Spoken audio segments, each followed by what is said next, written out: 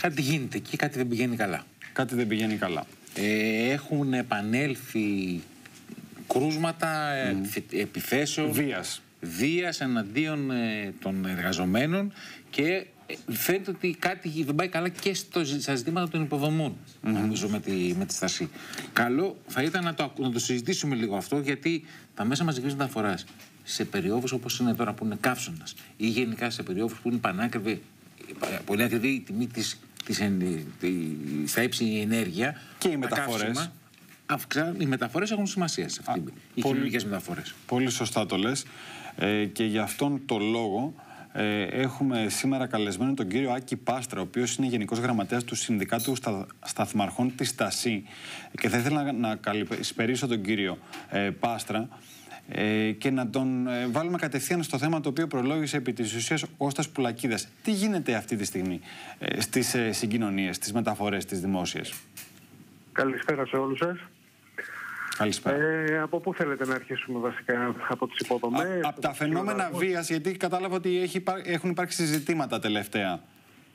Δεν είναι τελευταία τα ζητήματα, είναι συνεχόμενα τα ζητήματα. Είναι συνεχόμενα, ναι. Είτε βία μεταξύ επιβατών ή συμμοριών, ή μεταξύ επιβατών οι οποίοι είναι υπό την επίρρεια, είναι λίγο παραβατικά στοιχεία και επιτίθενται σε άλλους επιβάτες, είτε στους εργαζόμενους πλέον.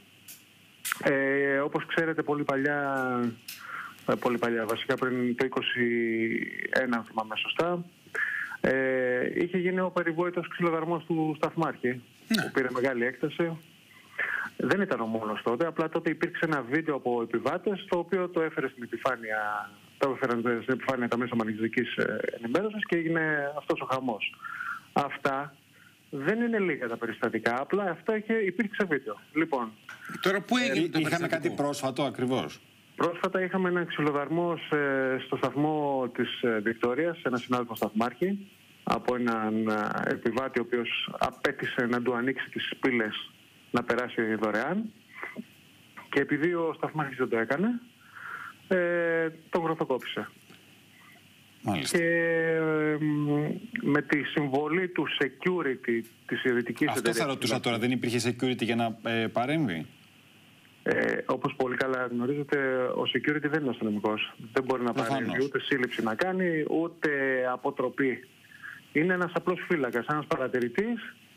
Δεν υπάρχει πλαίσιο το οποίο μπορεί να τον καλύψει να κάνει αστυνόμευση. Οπότε με το θάρρος που βρήκε και το κουράγιο που βρήκε ο σταθμάρχης μετά την γροθοκόπηση και τη συμβολή του security, ακινητοποίησαν το άτομο μόνοι τους. Και περίμεναν 25 ολόκληρα λεπτά να έρθει η αστυνομία να τον συλλάβει. Μάλιστα. Άρα σε αυτό το σημείο τι ζητάτε να γίνει, ούτως ώστε να αντιμετωπίζονται τέτοιου τύπου περιστατικά? Να υπάρχει περισσότερη αστυνόμευση στους κατατόπους σταθμούς, κάτι άλλο? Δεν ξέρω αν είχατε ζήσει τις παλιές εποχές στο μετρό, τότε που είχε πρώτο ανοίξει, μετά την Ολυμπιάδα, τα απόνερα της Ολυμπιάδας δηλαδή. Υπήρξε μια αστυνόμευση η οποία δεν ήταν και σαν αστακώς οπλισμένο το σύστημα, απλά υπήρχε παρουσία αστυνομίας παντού. Ναι. Η παρουσία της αστυνομίας λειτουργεί και ως αποτρεπτική δυναμική, συνισταμένη, ας το πούμε έτσι, στον κόσμο. Δεν χρειάζεται συνέχεια να είναι κάποιος με ένα αυτόματο να σημαδεύει κόσμο, όπως υπήρξε παλιά. Λοιπόν, το θέμα είναι ότι χρειάζονται αστυνομικοί παντού. Τα περιστατικά είναι πλέον πάρα πολλά, ειδικά στους σταθμούς στους οποίους υπάρχει έντονη παρουσία διασκέδασης νυχτερινής, στους σταθμούς του κέντρου, Μοναστηράκι, Ομόνια, Σύνταγμα, όπου υπάρχει πολύ τουρισμός, ξενοδοχεία, εστιατόρια και όλα αυτά, υπάρχει έντονη εγκληματικότητα, έντονη παραβατικότητα. Οι τουρίστες πλέον δεν νιώθουν ασφαλείς. Το βλέπουμε, μας το μεταφέρουν. Έρχονται κλεμμένοι, γδυμμένοι στην κυριολεξία, χωρίς κινητά, χωρίς πορτοφόλια, χωρίς τίποτα.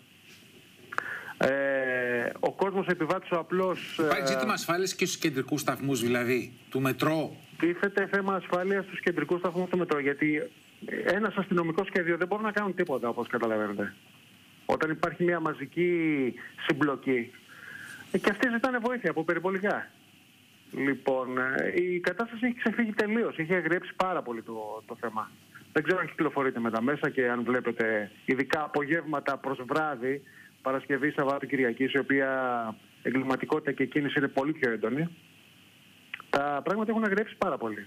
Κλοπές, ξυλοδαρμοί, συμπλοκές, μαχαιρώματα, σπασίματα εξοπλισμού και εγκαταστάσεων, διάφορα. Αυτό το οποίο, να πιαστώ από το τελευταίο και θα ήθελα ένα σύντομο σχόλιο. Σε σχέση με τις υποδομές, σε ποια κατάσταση βρίσκεται η χώρα σε ό,τι αφορά τις μεταφορές? Θα σας πω απλά ενδεικτικά, για να καταλάβετε. Στους καινούριους σταθμούς που φτιάχτηκαν από Αγία Μαρίνα και μετά προς το Δημοτικό Θέατρο, οι οποίοι παραδόθησαν πέρυσι, όλοι οι σταθμοί πλην Δημοτικού Θεάτρου παρουσιάζουν προβλήματα με την προσβασιμότητα στους σταθμούς. Δηλαδή, τι εννοώ? Μόλις πιάνει πολύ ζέστη το μεσημέρι, από τις πρώτες μεσημεριανές ώρες, δηλαδή από τις 11 η ώρα το πρωί μέχρι το μεσημέρι που χτυπάει ο ήλιος, τους ανελκυστήρες των σταθμών, οι ανελκυστήρες βγαίνουν εκτός λειτουργίας λόγω υπερθέρμανσης. Οπότε ενδεικτικά να σας πω ότι ένα ΑΜΕΑ μπαίνοντας σε αυτούς τους σταθμούς δεν μπορεί να βγει στην επιφάνεια. Θα πρέπει να φύγει από την Αγία Μαρίνα, να φύγει στο Δημοτικό Θέατρο. Ναι. Υπάρχει μια εφαρμογή η οποία έχει στη σύσταση, πολύ καλή και με σωστό σχεδιασμό, η οποία ουσιαστικά τι κάνει? Ενημερώνει σε πραγματικό χρόνο αν υπάρχουν προβλήματα στην προσβασιμότητα στους σταθμούς. Αν μπείτε στην εφαρμογή αυτή τη στάση αύριο το μεσημέρι, θα δείτε ότι αν όχι οι σταθμοί οι καινούργοι, οι μισοί και λίγο παραπάνω, είναι εκτός λειτουργίας οι αναλκυστήρες τους. Δεν μπορεί να βγει κάποιος στην επιφάνεια ή να εισέλθει στο σταθμό αν έχει κινητικά προβλήματα. Παρά το ότι μιλάμε για τους πλέον πρόσφατους, οι οποίοι δόθηκαν άνοιξαν προς το κοινό. Ακριβώς, τους καινούριους σταθμούς που παραδόθησαν πέρσι. Είναι κάτι πέρα για πέρα προβληματικό. Καλά κάνετε και το λέτε και το επισημαίνετε και το επισημαίνει και εδώ. Δεν είναι η μόνη, προς Θεού, έτσι. Μην εστιάσουμε μόνο εκεί. Υπάρχουν και άλλα προβλήματα σε όλους τους σταθμούς του δικτύου. Πολύ σύντομα, αν θέλετε να μας πείτε ένα-δύο, γιατί θα πρέπει να κλείσουμε σιγά-σιγά. Ορίστε, δεν σας άκουσα. Εάν θέλετε να μας πείτε κάποιο άλλο από τα ζητήματα, γιατί θα πρέπει να κλείσουμε σιγά-σιγά. Κοιτάξτε, οι κυλιόμενες παραπέουν, σταματάνε και αυτές, οι κτηριακές υποδομές όσον αφορά απλά πράγματα, τείχους, υγρασίες, διαρροές, πολλά διάφορα υπάρχουν. Επίσης τα τρένα, δεν υπάρχουν ανταλλακτικά, υπάρχει μια βλάβη και η απάντηση είναι δεν υπάρχουν ανταλλακτικά. Θα αργήσει να φτιαχτεί σε όλα τα επίπεδα. Δεν είναι μόνο στα κτηριακά, είναι στα τρένα. Σας λέω. Γι' αυτό εξού και τα αραιά δρομολόγια. Συγγνώμη, αλλά ακούω και τον εαυτό μου από μέσα και μπερδεύομαι λίγο. Ναι, θα το διορθώσει αυτό το control. Οκ. Λοιπόν, υπάρχουν πολλά προβλήματα παντού, σε όλες τις υποδομές. Μάλιστα. Ωραία. Κύριε Πάστρα, σας ευχαριστούμε πάρα πολύ. Προφανώς θα έχουμε και τη δυνατότητα να τα πούμε και πάλι, γιατί είναι πολύ σημαντικό το ζήτημα των δημοσίων συγκοινωνιών και μεταφορών. Ήταν ο κύριος Άκης Πάστρας, Γενικός Γραμματέας του Συνδικάτου Σταθμαρχών της ΤΑΣΥ. Επιστρέφουμε τώρα εδώ πίσω στο στούντιο με τον Κώστα.